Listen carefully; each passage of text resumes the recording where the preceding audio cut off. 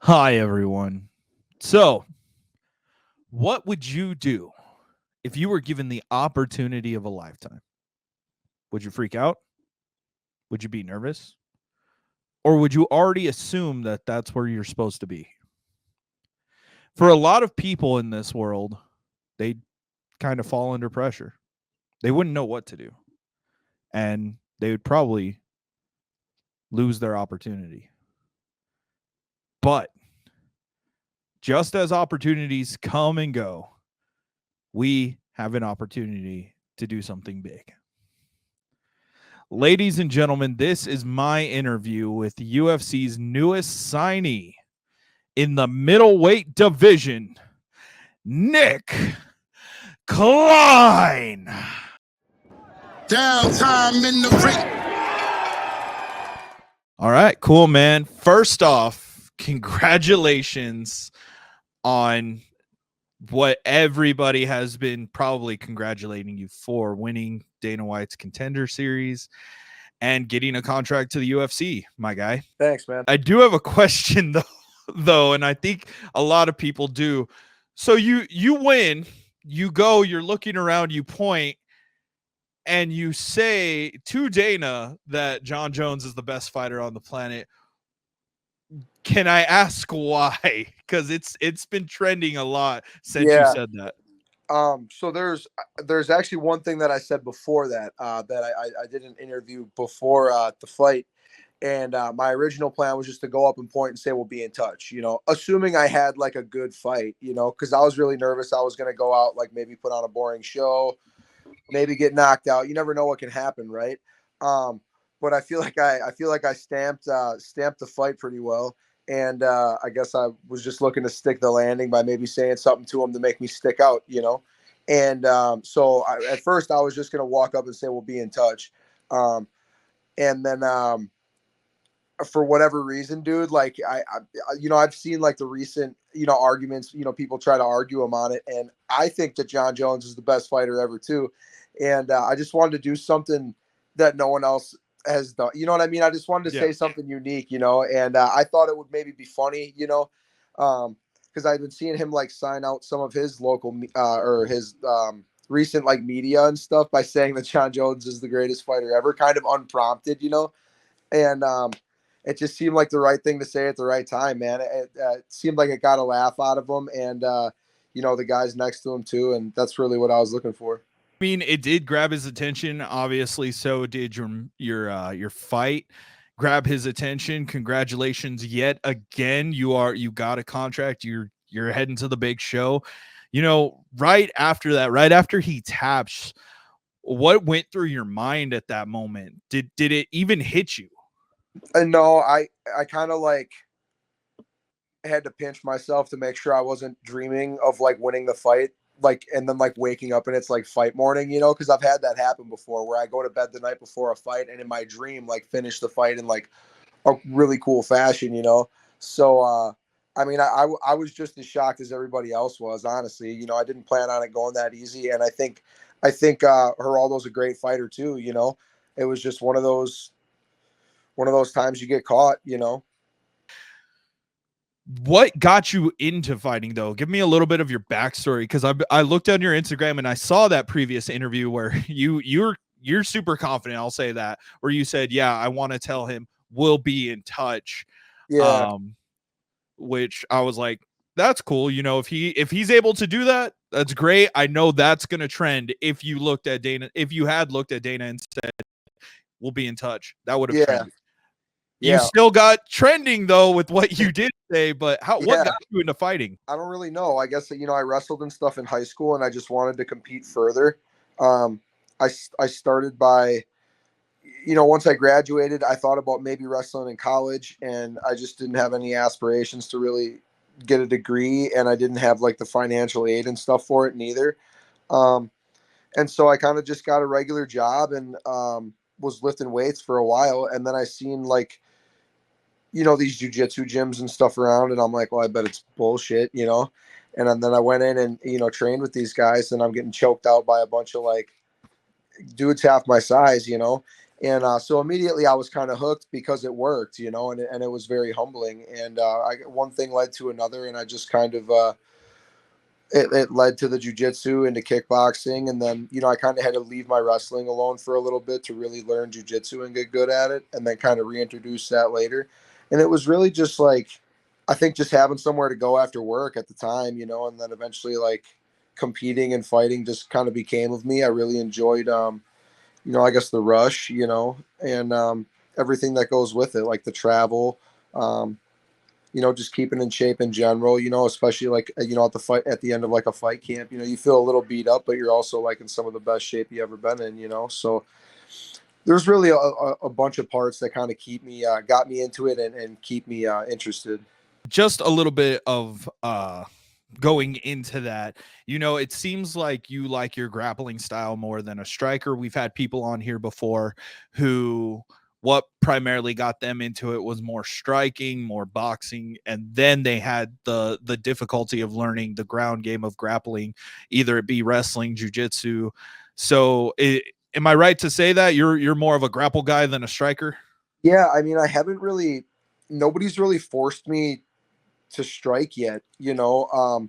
You know, I had a fight up in Canada against a tough dude, and you know, I struck with him quite a bit, and you know, I did end up losing kind of that half of the battle, but like I still wouldn't consider myself a bad striker. I just a lot of times once I get a hold of somebody, it's a lot easier to incapacitate them and not take damage, you know, than to stand across from them and, you know, take the chance of catching a punch you don't want, you know. So, and it's a surefire thing that I take less damage doing, you know.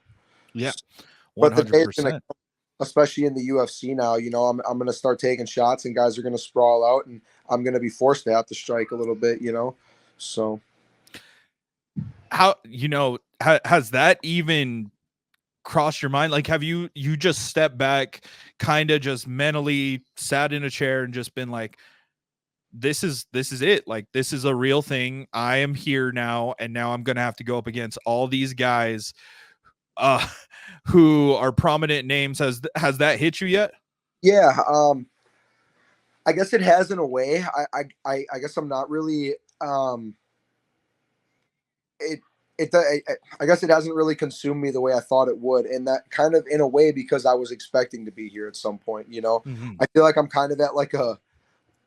My girl said it best earlier. She's like, "You're kind of at like a checkpoint in the game right now, right? Like, all the work you've put in so far has got you here. Like now, no one can ever take that from you."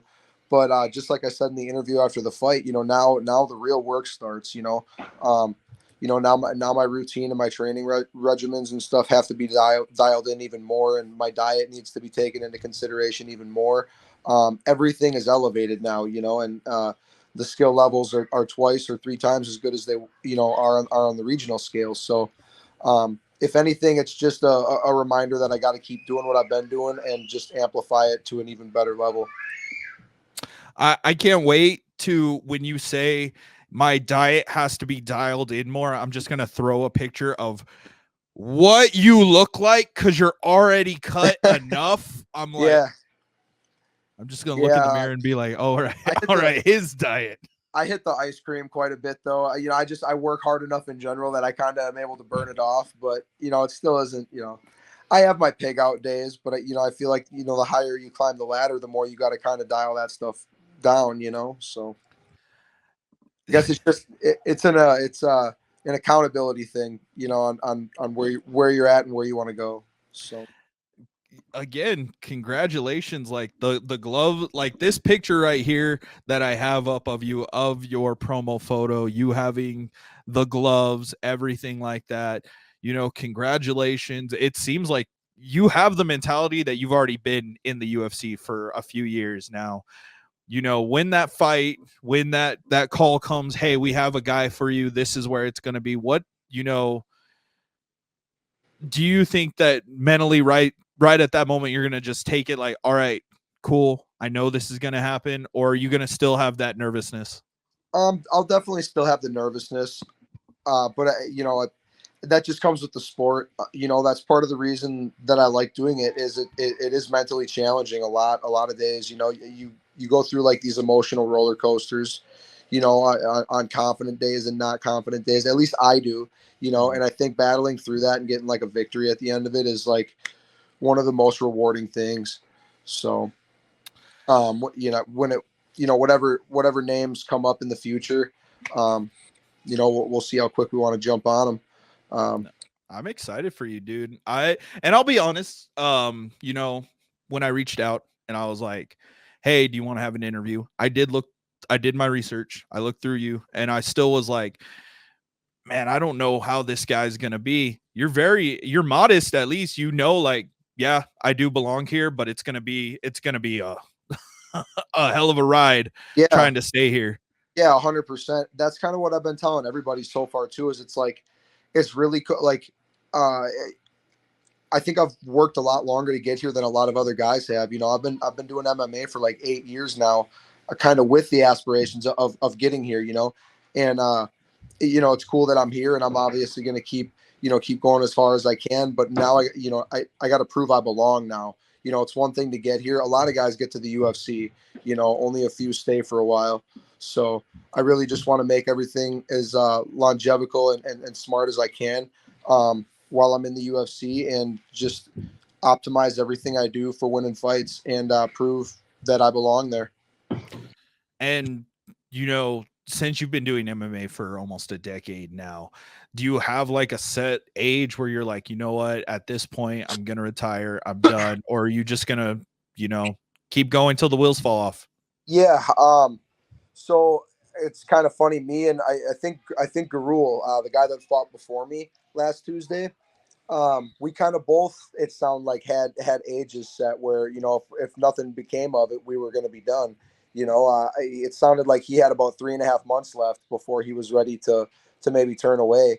And then he took this short notice call and got signed. And my cutoff was, or my deal with my family, I guess I should say, I made was, if I'm not in a serious organization by 30, then it's time to start looking for a different, a different way to make money and have fun, I turned 29 in September. So I was, I'm coming up on, 6-8 months here pretty soon. So. Oh shit, man. You damn. Okay. Oh, never mind. It's only October. I'm an idiot. 11 months. Yeah. Okay. Well, this is still exciting. Yeah, I was just under a year, of time left. So. And you did it. You did it. You're heading to the big show. What is something that if somebody wants to, if they're like 20, 22, if they want to, I'm not even saying like advice for me because I'm 26, like a younger guy, if they want to do this, what's something that you can give them? Just any advice if they want to pursue this?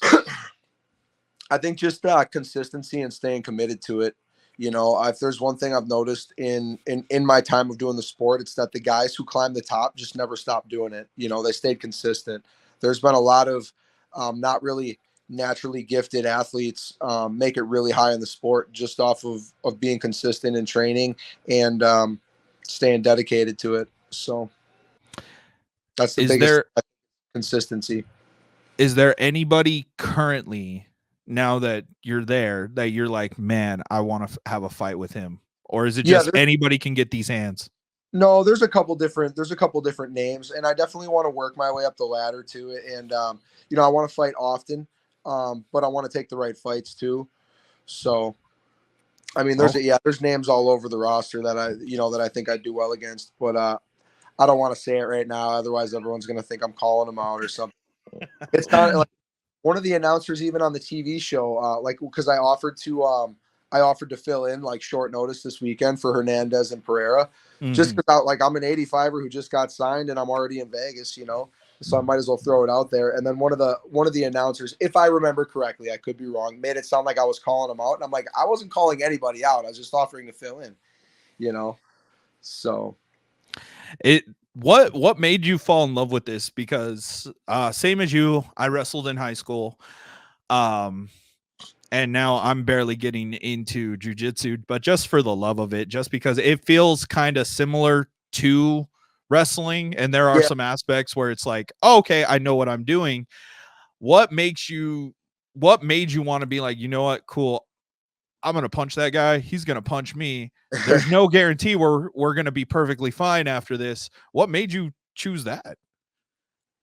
I don't know, man. I think some people are just kind of born wired with it, and that might just be me.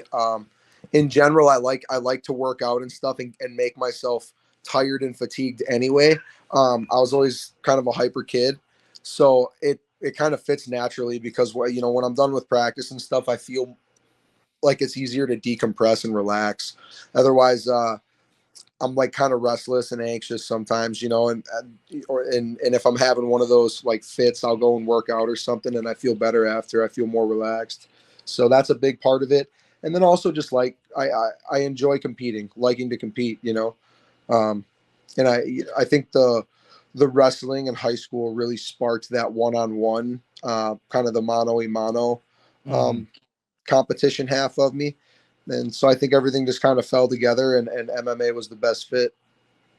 That's probably the best part that I like about fighters is that, or anybody who competes in a solo one-on-one, whether it be wrestling, whether it be boxing, MMA, jiu-jitsu, it's like no matter what your fight camp is like, no matter your trainer, at the end of it all, it's still on you. It's still your fault or it's your victory. Whether you win or lose, you can say, hey, we didn't do this, we didn't do that. It's still your initiative to get those extra reps in. Now that you've competed or that you've been in MMA again for like almost a decade, what kept you, like, how many times did you fight on average in a year going through the regional circuit? I think it probably comes out to, well, it probably comes out to like 2 a year, but there was, some years where I didn't fight at all. And there was other years where I fought like 3 times. But I've been doing it for 8 years, and I have somewhere around like 16 fights now. So 2 a year. Okay. That's great, dude. That just like just trying to find promoters that would have you on their card, or what was the mindset to that? No, some of it was injuries. At times it was just difficult to find a match, or the right match. The reason the commentators on the show were talking about how it's been like 11 months since I've fought. That's I've probably gone through like 15 or so names, over the course of the year, since I fought. So it was like this past year, it was probably the most trouble finding opponents that I've ever had. Um, they were either like really, really high top regional guys, or guys that weren't very good that wanted a lot of money to show up. So With when you initially got the call to Contenders Series, be honest, did you believe it, or were you like, this is out of the blue, out of nowhere? um, I had I had an idea for like 2 days that my name was in the hat, to get called. And first I was told that they found somebody else, and then later on they came back and that guy couldn't get a visa, and then they called me. So I'm like, my mind was already like prepped to find out that I might be on. And when that call came, obviously I was ecstatic. So it was really hard to shut up about it. The only person I told was my girl. Um, but in the meanwhile, because I was actually supposed to fight the Saturday before, Tuesday, in Iowa. So I've got all my family thinking that we're still fighting in Iowa, and little do they know I might be getting on Contender Series. So I had to wait until all that got. I kind of had to lead my family on until I found out about Contenders. I just didn't want to have everybody, not really know what was going on. So I was waiting for a concrete answer, and we ended up skipping the Iowa show and flying out to Vegas instead. I love that. That's awesome. And your partner, how does she feel about now you're heading to the next step overall? She was really positive of it, pretty much the whole way. She's really happy, that I'm finally, to my destination spot. But this is the bottom of, where I wanted to get to. So like I said, now the whole goal is, to prove that I belong in the middleweight division, and she's willing to help me the entire way.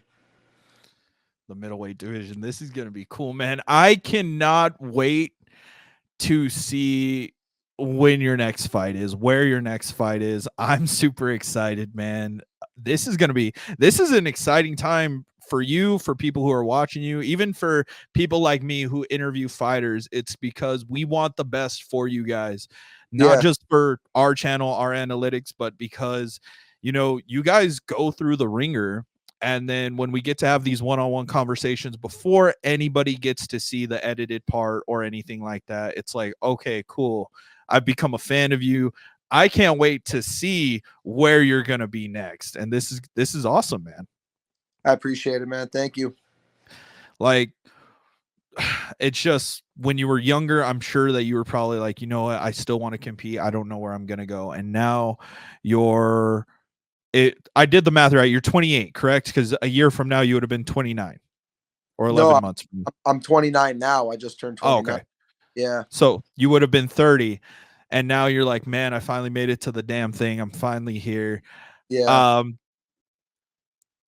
you if I'm correct, and I could be wrong because I'm trying to remember, the Contender Series is in the Apex Center, correct? Yep. How's that building, dude? The whole building, the Apex and the PI are just like top notch. The PI is insane. It's absolutely, yeah, it was kind of mind blowing in a way to see all the perks that I have there. It's got me strongly considering like figuring out some sort of like intermittent travel plans to Vegas to be able to utilize that facility, especially because I don't pay for food or supplements or anything like that while I'm there. So I literally just need housing in Vegas, and everything else is basically covered. Um, so yeah, both the Apex and the PI are insane, man. As far as fighting in the Apex, I kind of want to do that like every time now. I love how simple the show was. Um, I liked that I didn't have a bunch of drunk people, yelling a bunch of stupid shit when I was walking out. There was no music. I didn't have to bother picking a walkout song. I just love how it was like a fight card stripped of all of like the show parts of it. You walk out, you fight, and I love the simplicity of that. It's just a lot less for me to think about. I know obviously Apex events are a little bit more amped up. There's a couple more people in there, and then you get your walkout songs and stuff. But I could fight like it's Contender Series every weekend with no problem. That's awesome, man. Yeah, I obviously I see videos. I watch Contender Series. I'm a professional wrestling fan, so WWE had an event there earlier this year, and they judged it up. They had all the entertainment with their matches and everything, man. I hope that you are traveling quite frequently to Vegas, man. We're going to be there, or at least the podcast will be there in April for Mania Week. Hopefully I can actually meet you in person, dude. And just shake your hand and say, congratulations, man. You made it to the damn thing. Now it's time to just break your back and try to get a title, dude. Yeah, that's the plan. I hope so. Um, as we begin to wind down before we end this, where can everybody find you on your social medias? Do you have all your social medias? Let me know. Yeah, I'm just Combat Klein on Instagram. There's an underscore between Combat and Klein, and then I'm just Nick Klein on Facebook. So, and that's really it. I don't have a Twitter or I'm not into like any of that TikTok stuff. Yeah, it's really just Instagram and Facebook for me. And for you, you said you're not into that TikTok and all that yet. Like that would be, at least good content to start getting a following too, is like, all right, cool. Like I just made it. Now how are you gonna, kind of do like a vlog style thing every week or something like that, of just showing your training before you get to, your next fight overall? Yeah, I've been thinking about that, and it's definitely not a bad idea. I suppose I kind of got to make a couple more profiles then if I want, but if I want to pursue that kind of avenue, but probably a smarter thing to do going forward. I've seen a lot of guys have success with that, and I think they're making money off it too. So Yeah, somebody who just started one. Somebody started T City. Brian Ortega. Just did he's doing a vlog series. It was like his week going up to the Sphere And so every day it's leading up to that. I mean, that's something that you definitely could do going on. And the only reason why I say this for anybody who's in the UFC or anybody who's in regional for MMA fighting is because I'm a big fan. I'm sure you are, or at least you have some respect for him. Demetrius Johnson is like, hey, this is a brand heavy thing. If you can fight, now turns into how can you build your brand?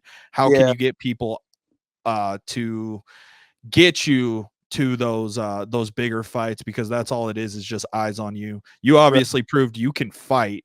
Now it's time to get people on you, and hopefully with this episode we can help you with that. Thank you again for coming on the show, man. You didn't have to do this. You're one of the big dogs now. I'm super excited. I'm grateful, man. Yeah. No, it's like I said, I don't really feel that anything's changed. So whenever someone reaches out and wants to talk, I'm like, yeah, cool. Like, it's not a big deal for me at all. I enjoy doing it actually, and I feel like the more I talk in interviews and stuff, the more the better I can get at it. So I'm excited for you, man. I can't wait to see where you're going to be next. Ladies and gentlemen, this was my interview with Nick Klein. This was great. I hope you guys all go follow his socials. When he starts up a TikTok or YouTube or whatever, go follow that too. And I will see each and every one of you in the next video.